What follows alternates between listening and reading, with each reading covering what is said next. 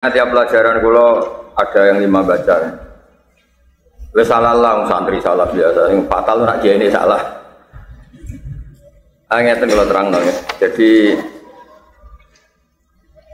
ana sing hafal Quran piro sing ngarep-ngarep sing Islami wis suwi ana. Jadi gini ya.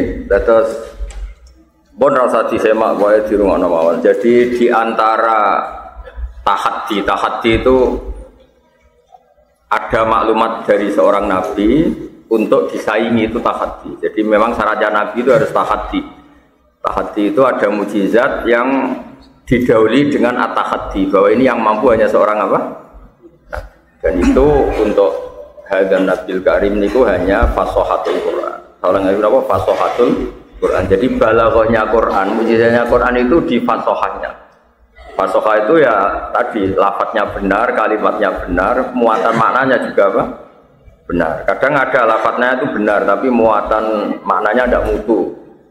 Atau muatannya mutu, tapi lafadznya tidak benar. Enggak benar itu bisa ghoroba, bisa mukhalafatul qiyas, bisa tanafur. Nah, Quran itu selamat dari itu semua. Ya, jadi ingat-ingat ya, mungkin nanti yang nggak hafal Quran dicari ya, ditanya yang hafal sebanyak. Jadi di antara mukjizatnya Quran yang langsung apa harus dirasakan ya itu wa innahu latanzilu rabbil alamin nazala bihir rohul amin ala qalbika litakuna minal mudhirin terus bilisanin arabiyyin ya bilisanin arabiyyin. Saya beri sekian contoh betapa Quran itu boleh dipahami. Boleh, mesti boleh itu tidak harus. Juga bisa difahami, bisa itu karena memenuhi standar objektif. Niku misalnya begini. Sayyidina Umar itu Islam itu ketika dengar adik iparnya baca Quran. Saya ulang lagi. Sayyidina Umar itu masuk Islam ketika dengar adik iparnya itu baca Quran. Dan Umar itu pasti itu kafir. Ya nggak pernah sekolah setel, nggak pernah belajar balaghah. Dan Islamnya baru itu, sama Islam mulai cilik mau kita periksa Umar Islamnya baru itu, langsung paham Quran. Nah caranya memahami gimana? Ketika lafaz itu diucapkan, itu entah orang paling goblok sekalipun, asal ada ad-dzauqus salim itu tetap paham. Orang yang punya hobawah ya, punya kebodohan, tapi punya ad-dzauqus salim itu paham. Nanti saya beri sekian contoh faktual yang bukan teori. Ada lagi orang namanya Jubair bin Mut'im. Jubair bin Mut'im itu pinter-pinternya orang Mekah yang saking pinternya itu jadi delegasi ketika mau membebaskan Asra Badrin. Jadi ada tawanan perang Badar.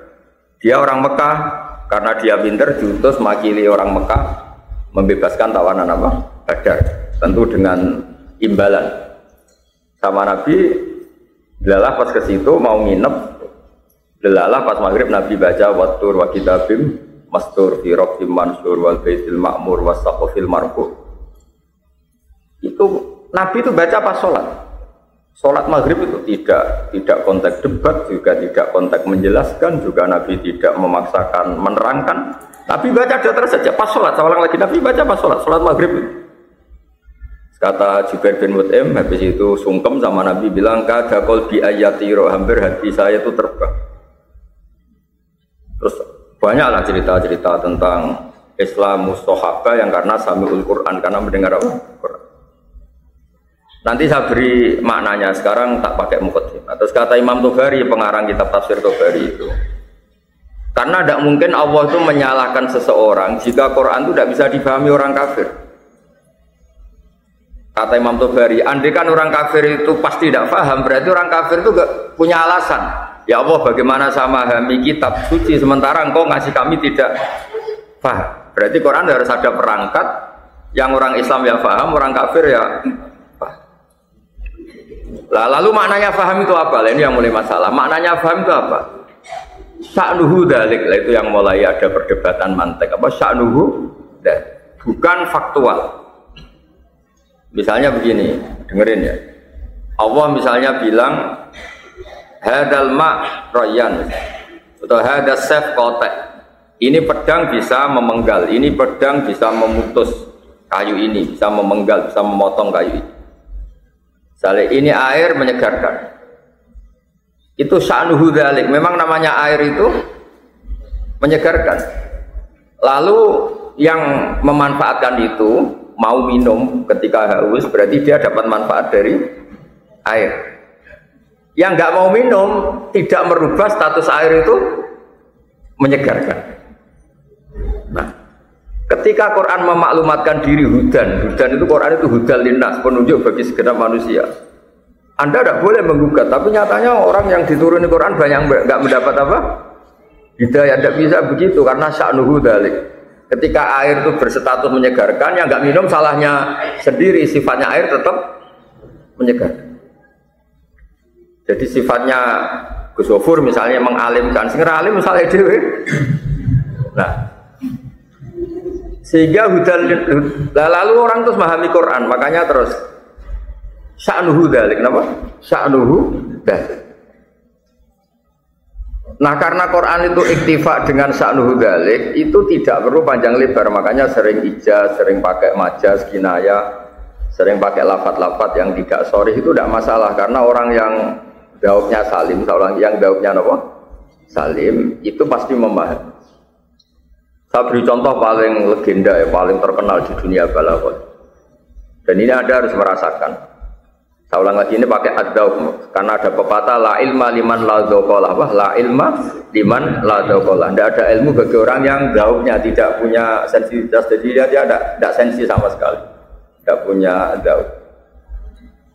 Ada seorang khotib Jum'ah, kemudian dia dalil ada satu peristiwa apa, terus seorang khotib ini dalil fa rabbis samaa'i wal ardi innahu lahaqqum mitsama annakum tantiqun.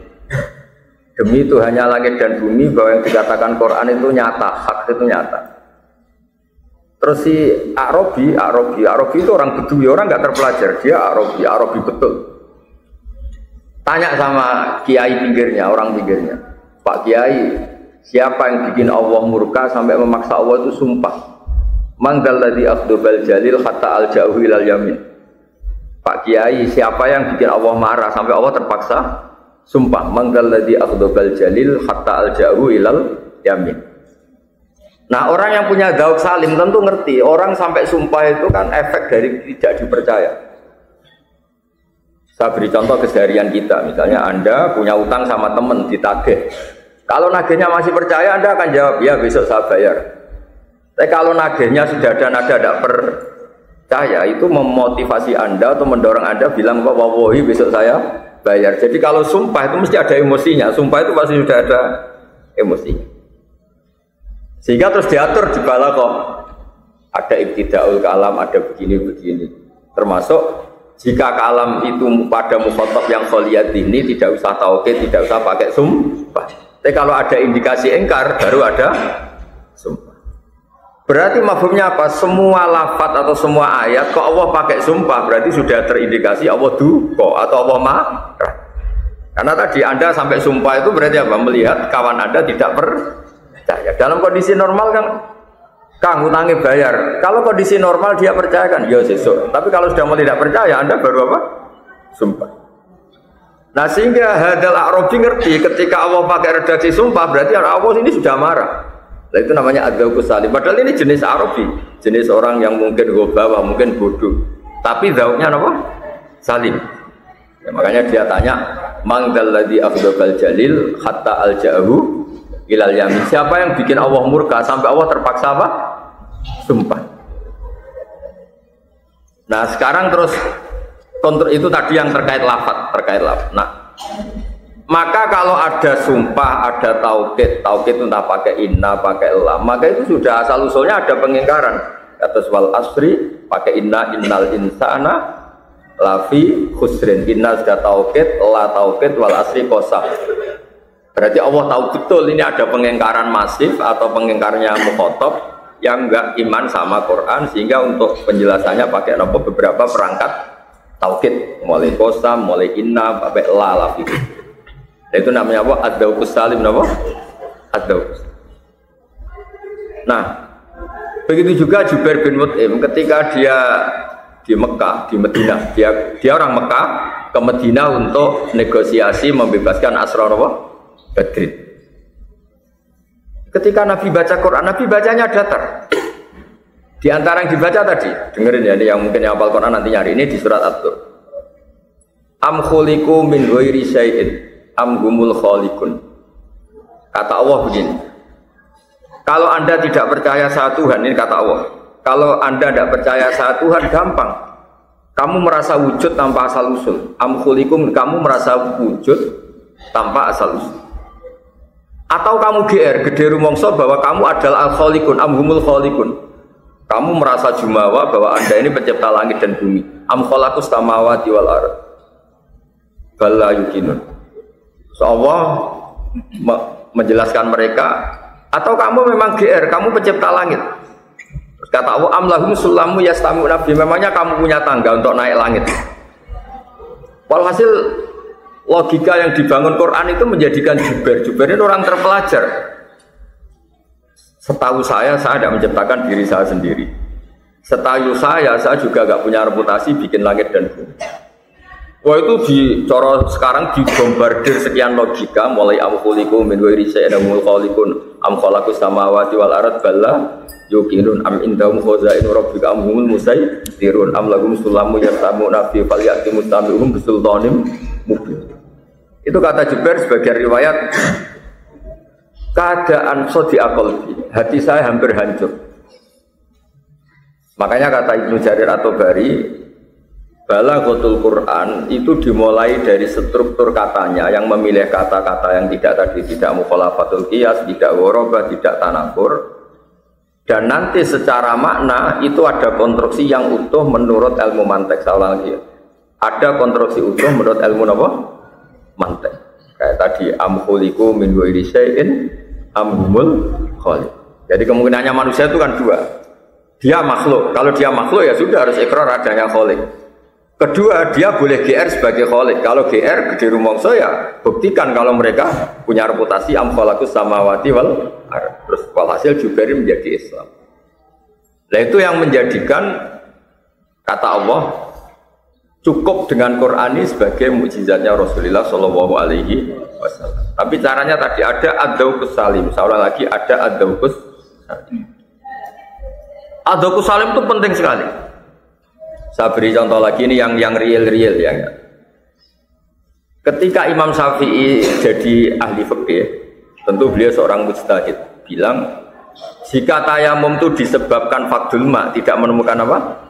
Air, maka kalau kamu di daerah tertentu yang enggak ada air, syarat sahnya tayamum harus ada sabkut tolak. Kamu nyari-nyari dulu. Sampai di takrib dicontohkan kalau ada tempat atas nyari di atas, kalau ada bawah turun ke, pokoknya harus nyari-nyari dulu. Baru sah tayamum. Setelah nyari-nyari dan tidak menemukan air baru sah. Ditanya sama orang-orang, apa dalilnya kalau harus tolabul ma? Ya, apa dalilnya harus tolabul ma sebelum tayam? Imam Syafi'i ngendikan wa in kuntum ala safari satu falam tajidu ma'an. Apa falam tajidu ma'an. Jika kamu dalam bepergian, Allah ngendikane falam tajidu ma'an, kemudian Anda tidak menemukan air. Kata Imam Syafi'i, la yuqalu liman lam yatlub lam yajid wa innama yuqalu lam ya'rif. Sampai dikatakan tidak menemukan karena sudah nyari-nyari tidak ketemu. Kalau belum mencari namanya tidak tahu. Lah itu ada, kenapa? Ya, kamu tak suruh. Saya carikan Umar. Kalau sudah nyari-nyari baru bilang enggak ketemu. Kalau belum nyari-nyari namanya enggak tahu. Makanya Mas Syafi'i harus ada tolabul ma. Ditanya, kenapa harus tolabul ma? Karena Allah ngendikan falam tajidu ma'an. Terus dawuh beliau la yuqalu liman lam yatlub lam yajid. Tidak bisa orang yang belum mencari-cari kemudian berstatus lam yajid. Dikatakan lam yajid mesti ba'da sabkit tolak. Nah, itu namanya ad-daw. Kenapa? Ad-daw. Sama seperti logika mantek. Mantek itu adalah logika yang dibangun oleh akal sehat sesuai asyik bihasabi, sesuai sesuatu itu sesuai kodratnya. Misalnya gini, ya ayyuhalladzina amanu satrusih idza qumtum ila sholat faghsilu wujuhakum. Itu kalau kamu pakai lafat saja. Idza qumtum nalikane wis jumeneng sira kabeh ila sholat faghsilu wujuhakum. Wong sudah sholat kok malah suruh basuh wajah kan malah batal. Maka di sini dibutuhkan takdir idza aradtum as-shalat. Karena kalau nyatanya sudah sholat, itu harus ada sabkut tatahur, harus sudah suci. Masa idza qumtumna sholat, qumtumnya itu sudah sholat, qumtum sudah, kemudian baru faghsilu wujuhakum, kan tidak mungkin. Nah itu yang menjadikan terus konstruksi Quran utuh. Karena apa? Ditemukan secara kaidah idza itu tusayyirul madhiya mustaqbalan. Yang dikatakan idza adalah lafaz yang mestinya madhi sekarang jadi mustaqbal, karena kekuatan idza istilahnya kalau dalam kitab nahwu termasuk hal yang bisa kolbin itu, misalnya yang madhi jadi mustaqbal, yang mustaqbal jadi apa? Madhi. Yang penting itu sampean tahu bahwa misalnya kita tidak nekuni bahasa Arab karena kita ada orang Arab. Kuncinya memahami Quran itu adzauqus salim, apa? Adzauqus salim. Kita punya perasaan yang normal. Salim itu normal. Ya kayak tadi, kalau kita diskusi sama seseorang, kok orang itu sampai sumpah, itu sudah menunjukkan orang itu tersinggung. Nah, tersinggung itu menjadikan orang itu sumpah. Makanya terus diteliti, ketika Allah sudah sumpah, rata-rata ya temanya Allah sedang murka. Nah, seperti tadi Qisatul Arabi hina sami al-khatib membaca apa? Fa rabbis samai wal ardi innahu lahaqqum mithama annakum tantikun. Terus hadal Arabi yaqul man dzal ladzi akhdubal jalil hatta al-ja'u ilal yamin. Siapa yang bisa bikin Allah murka sampai Allah terpaksa apa? Sumpah. Ya terus begitu. Yasin wal Qur'anil Hakim innaka laminal mursalin, sampai Allah bilang begitu. Sumpah wal Qur'anil Hakim berarti apa? Ada sabkul ingkar linubuwati Muhammad. Apa? Ada sabkul ingkar linubuwati Muhammad, sampai Allah perlu ngendikan pakai redaksi yang tidak standar kholyadini. Nanti di balagha harus ada taukid, harus ada qasam. Karena apa? Mukhatabnya sudah ada ingkarnya. Makanya apa Yasin wal Qur'anil Hakim innaka laminal. Terus yang terakhir kangge muqaddimah niki ilmu balaghah. Pentingnya ngaji balaghah begini. Istiqmalul Arab itu menjadikan kita tidak harus menganalisis kalau itu nyata. Di bab-bab yang memang bisa dianalisis itu tasbih, soalnya di bab-bab yang bisa dianalisis itu tasbih. Misalnya begini. Summum bukmun umyun. Orang kafir itu faktanya kan bisa ngomong, ya bisa mendengar. Tapi Allah bilang orang kafir itu sumun. Sumun itu dungu. Sumun bukmun itu bisu, nggak bisa ngomong. Umyan itu buta, nggak bisa melihat. Nah kita kan kalau dicek secara fisik, kan orang kafir ya bisa mendengar, bisa ngomong, terus bisa melihat. Tapi Allah ngendikan sumum, bukmun, umyan. Itu nggak ada kaf tasbih, juga nggak ada wajah tasbih. Tapi orang Arab, istiqmalul Arab tuh ngerti. Orang tuh mungkin ya kalau tidur atau rebahan dilangkai temannya, itu paling masih manggel bilang kayak ketek atau kayak ku. Tapi kalau yang dilangkai kepala kamu, mungkin langsung bilang ketek. Tingkat mangkel itu pertama kalkiroda atau kalkirdi. Kalau mangkel banget itu kirdun, sudah ada kaf. Nah, begitu seterusnya. Misalnya kamu ganteng separuh-separuh, mungkin orang bilang anta kal badri.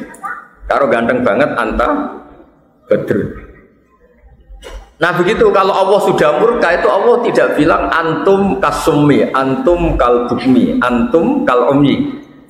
Saking mangkelnya Allah, kaf tasbih itu dibuang langsung apa? Sumum bukmun umyi. Sale kangkang diajari, kadang pinter, kadang ora, santri kayak kebo. Nah, gobloknya kenemenan kan kiai ini langsung muni oh kebo. Nah, itu istiqmalul Arab, napa? Sehingga nanti lafaz yang kaf tasbihnya dibuang, wajah tasbihnya dibuang. Itu berarti al-mubalaghah fil madhi awid dzam, al-mubalaghah fil madhi awid dzam. Makanya kalau orang alam Nabi itu ngintikan apa? Anta syamsun anta badrun, nggak boleh pakai kaf tasbih, nanti kadar balaghahnya kurang. Harus apa? Anta syamsun anta badrun, anta nurun fawqon. Sama ketika Allah murka di dzam, ya di bab dzam, Dzam itu ya dzam lah. Kalau ketika Allah murka sama orang-orang kafir apa? Ngintikannya apa? Wa ja'ala minhumul qiradata wal khanazira wa abadat tauhid. Itu sudah ada kafnya, saking murkanya Allah. Dasar kera, dasar abadat tauhid. Itu ilmu-ilmu yang harus kamu punyai untuk bekal baca tafsir. Makanya kalau goblok gak banget itu Allah jangan ngendikan kama salil khimar. Kama salil kalbi itu masih mendingan karena ada kaf apa? Kalau masih ada kaf. Kalau Allah sudah tidak berkenan betul ya tadi sumum, bukmun, mati juga sama, kematian mati. Mati itu nggak bisa memahami. Mati itu apa? Mati itu orang yang nggak bisa apa-apa lagi. Ya, saya ulang lagi. Mati itu orang yang nggak bisa apa-apa lagi. Mendengar tidak bisa, memahami tidak bisa, melihat tidak bisa.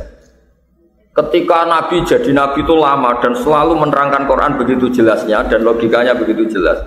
Tapi orang-orang kafir tetap nggak paham. Apa cara bela Nabinya itu unik.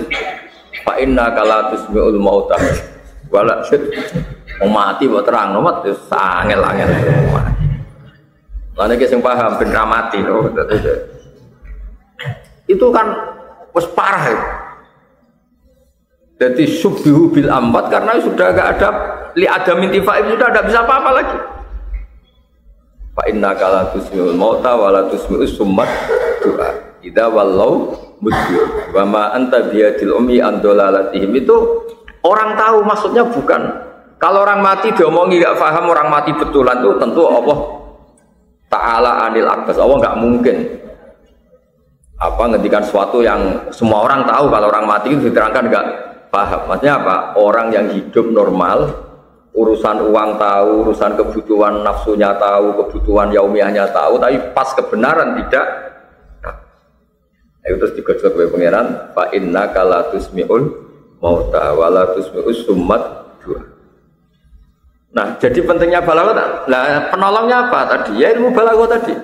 Ketika kita ngaji balaghah diterangkan, rukun tasbih itu ada musabbah, ada musabbabah, ada wajud tasbih, terus ada adatut tasbih. Nah, yang lazim itu hanya musabbah sama musabbabah. Adatut tasbih bisa dibuang, wajah tasbih bisa dibuang. Kapan buang itu? Ketika kepengen nemen-nemen nih, kepengen maknanya ini mubalaghah, kepengen maknanya itu balaghah. Ya tadi kalau goblok tidak nemen-nemen tuh orang mungkin guru anda juga bilang oh kayak kebun, es goblok banget itu. Oh dasar kebun. Itu normal di semua bahasa dunia. Saya ulang lagi, itu normal di semua bahasa dunia. Nah Quran itu sering begitu. Ya makanya ngaji ya kayak tadi sumum, bukmun, kayak tadi fa inna kala tusmi'ul mauta wala tusmi'us summat. Makanya penting lah. Pentingnya apa lagi itu? Pentingnya lagi nanti begini. Jika itu tidak nyata. Tidak nyata itu karena setelah diteliti secara fisik orang ini itu begini. Ya gampang. Satu dianalisis pakai tasbih tadi. Berarti analisis pakai balaghah. Saya analisisnya pakai apa? Atau pakai nahwu. Kalau nahwu lebih begini. Amil itu udah harus menyebut makmulnya dan nanti makmulnya itu muncul sesuai konteks yang diinginkan mutakallim. Seorang lagi amil itu tidak harus menyebut makmul. Nanti makmulnya itu ditakdirkan sesuai keinginan mutakallim. Misalnya begini, sumun la yasma'unal haq. Orang-orang kafir itu tuli dengan arti tidak mendengar kebenaran.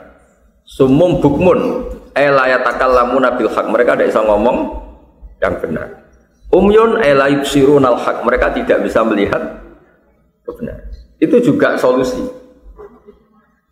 Nah, kenapa itu solusi? Karena tadi terus ada kaidah-kaidah bahwa lafaz itu boleh disebut dan nanti, saya ulang lagi ya, dan nanti mukhatab atau siapapun yang mendengar itu bisa mentakwil sesuai keinginan apa? Mutakallim. Nah di sini terus ada mahalul khilaf di bab-bab furu'iyah. Saya ulang, ada mahalul khilaf di bab-bab apa? Furu'iyah. Misalnya begini. Yang boleh melakukan ini hanya al-mutahhar yang disucikan. Kan terus kita mikir, suci anis syirki apa suci anil hadas? Kalau suci anis syirki ya kullu mukmin tohir. Tapi kalau anil hadas orang mukmin pun bisa tidak tohir karena dia berhadas. Nah di bab-bab seperti itu furu'iyahnya pasti khilaf karena ada makmul yang dibuang yang potensinya itu sama-sama kuat. Sama misalnya innamal musyrikuna najasun. Najis secara dzatiyah jelas gak mungkin, manusia itu tidak khinzir, tidak kalbun. Tapi kok Allah bilang najasun. Oh jelas fil itikad. Karena orang kafir itu itikadnya itu najis. Nah ketika ada ayat yang misalnya nggak boleh orang kafir itu bepergian membawa mushaf kayak begini. Karena apa? Dia najasun. Najis itu apa? Ya tidak mutahhar. Padahal Quran harus dipegang mutahhar, la yamassuhu illal mutahhar. Nah kalau kamu ingin mesti benar, orang mungkin salah, mesti benar juga gampang. Ya kamu mutahhar anis syirki, ya mutahhar anil hadas. Itu kita sudah cari aman, ya mutahhar anis syirki, ya mutahhar anil. Itu bab tersulit di masalah-masalah furu'iyah karena ya saya ulang lagi tadi, makmul yang dibuang ini mau dikemanakan itu nanti mutakalimnya tidak ngendikan, tapi mukhotabnya itu tak. Misalnya lagi begini, alif lam, contohnya gampang-gampangnya ya, dalikal kitab la raiba fi hudal lil muttaqin. Kembali ke penjelasan saya awal, la raiba kang ora ana kemamane maujud fi dalam kitab. Ya tadi, sya'nuhu dalik. Memang normalnya barang jelas itu la raiba fi, enggak boleh ada keraguan. Enggak ada keraguan itu faktual apa subjektif? Yang benar itu sya'nuhu dzalik. Nyatanya ada orang yang meragukan Quran kayak orang-orang kafir. Tapi kalau sya'nuhu dzalik itu tetap normal kayak tadi.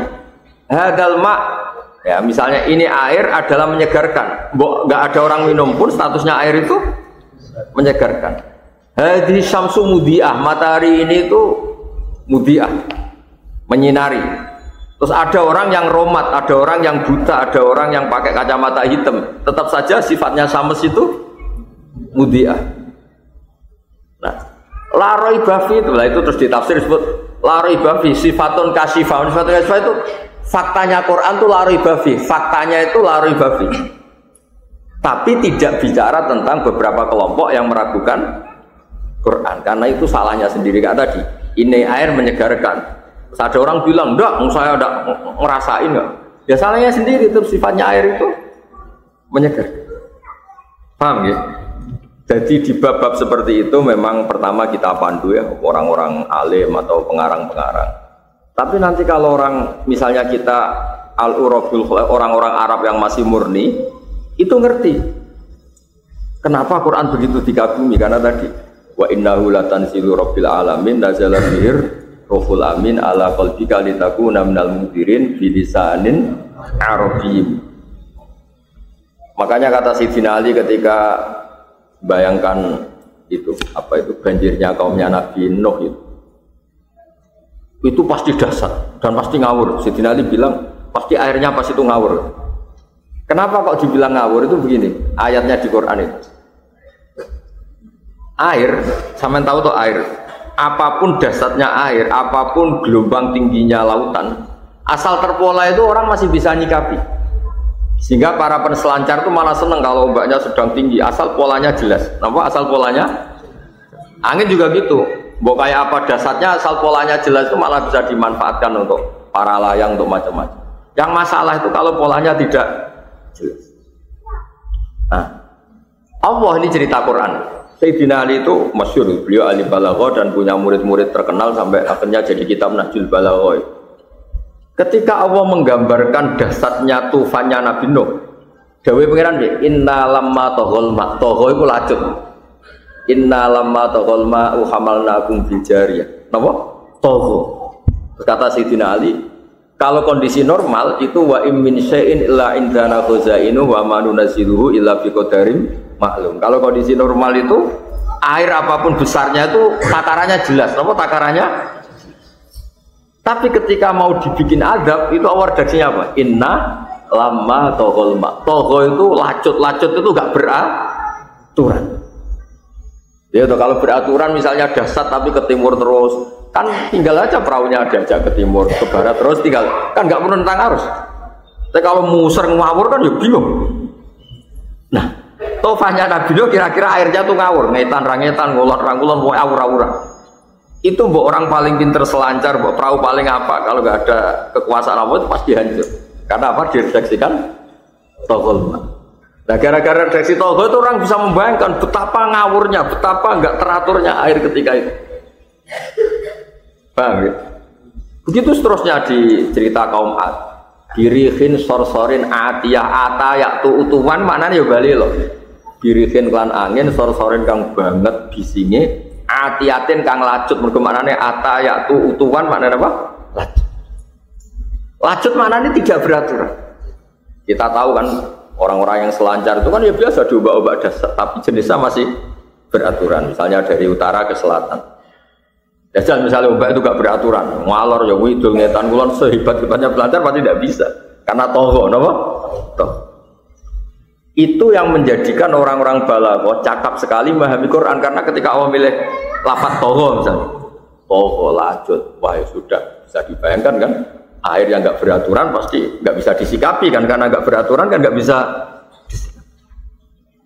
Angin tadi birihin sorsorin atiyah. Ya, makanya memahami tafsir atau memahami ulumul Quran itu perangkatnya banyak. Harus pakai balaghah, pakai macam-macam. Nanti di luar itu semua yang termasuk pokok adalah riwayat. Kenapa butuh riwayat? Karena tadi ketika balaghah tidak cukup, karena ini lafaz-lafaz yang memang uluhiyah yang terkait dengan Allah, mau tidak mau pakai riwayat. Meskipun balaghah bisa nganalisis, tapi tetap aja pakai riwayat. Karena takutnya kita nih manfasarul Quran biroihi falyataba wa maqadahu. Ya jadi eling-eling ya tadi itu pentingnya memahami lafaz.